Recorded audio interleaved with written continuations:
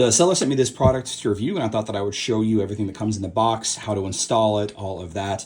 This is a high yield ink cartridge 2-pack. There is one color cart and one black cart, 275 XL, 276 XL, right? So you crack this bad boy open. They should come sealed. Instructions on how to install them.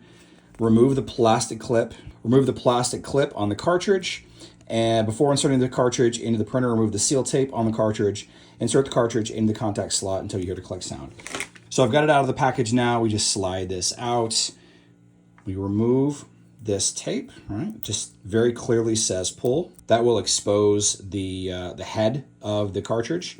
And then you just pop it in and then you click it into place, just like so. And it will lock in using these two posts right there. And again, this is the color.